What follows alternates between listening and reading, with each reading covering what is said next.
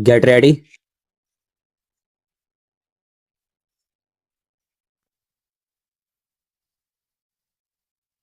Start. Sir, I welcome now to a very important matter which is agitating the minds of the people of this country. It has become a subject of debate throughout the country. It is center state relations. The center state relations have got many aspects: the legislative, the executive, the political, and so on and so forth. I am not going to deal with them because that debate will continue in the House the day after tomorrow. I want to refer only to the financial aspects. Honestly speaking, the motive behind this question raised by some people is basically economic and financial. The demand that the states should have more autonomy and that the center's relations in the state should be revised has come out of financial and economic motivation. The demand for autonomy is there, but if you accept the autonomy as some people have demanded, what will happen? The existing regional imbalances will become wider, and only the advanced states will benefit and not backward states. Therefore, we must be on our guard. We cannot support the demand for autonomy made by some advanced states. In that case, the advanced states will go forward and the backward states will become still more backward. Therefore, the question has to be examined from two angles: from the point of view of providing more avenues and opportunities to the states for resources mobilization, and at the same time, we must examine from the point of view of moving towards reduction of regional disparities. On the one hand, we should certainly create more opportunities for the states to mobilize resources, and other, we must see that there is a gradual reduction in the regional disparities.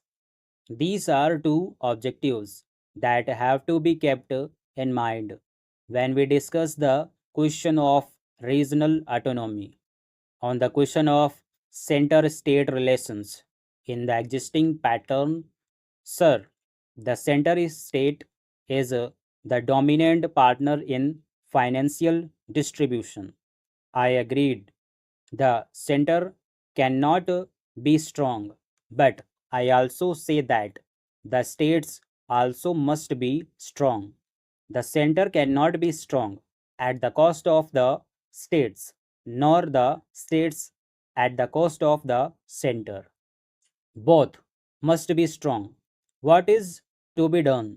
Because ultimately, whatever you plan, whatever you draft, whatever proposals you make, the ultimate implementation falls on the stress at the grassroots level for all purposes.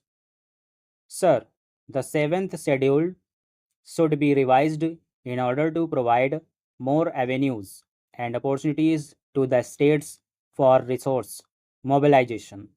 Article 268 and Article 269 of the Constitution refer to taxes and duties which accrue to the states. But why? Two different articles, and why not one article based on the principle of equitable distribution among the states with the objective of reducing regional disparities? Sir, Article 270 refers to income tax only, but no to corporate tax. But in my view, corporate tax is also income tax, and therefore, why should not corporate tax be brought under the divisible pool as income tax has been brought? Article 271 talks about surcharges excluded from the divisible pool. Why should they be excluded from the divisible pool? I don't understand this. They must also be brought under the divisible pool. Sir, Article 272 talks of excise duty to be shared between the center and the states. The sharing is permissible and not compulsory. Why is it permissible sharing and why is not compulsory sharing like the income tax?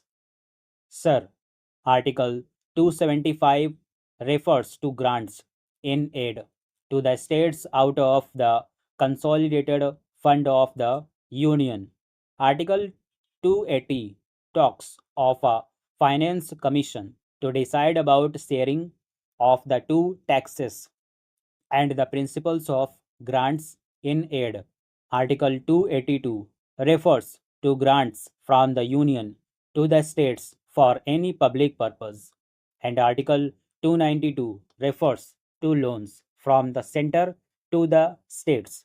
Now, sir, the actual position is very revealing. Sir, I am trying to summarize and I am not giving the details. There are statutory transfers of resources from the union to the states, and there are non statutory transfers of resources from the union to the states. What is the ratio? Roughly speaking, the ratio is 32 and 68. Statutory transfer of resources is 32% and the non statutory transfer is 68%. The statutory transfer is all right. But so far as non statutory transfer of resources is concerned, it depends entirely upon the bureaucrats at the center. And why should they depend on the whims and fancy of the bureaucrats at the center? This is the vital point, and this covers revenue, receipts, and capital receipts all together.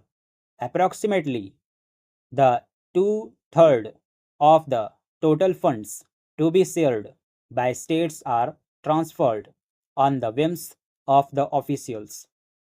Stop.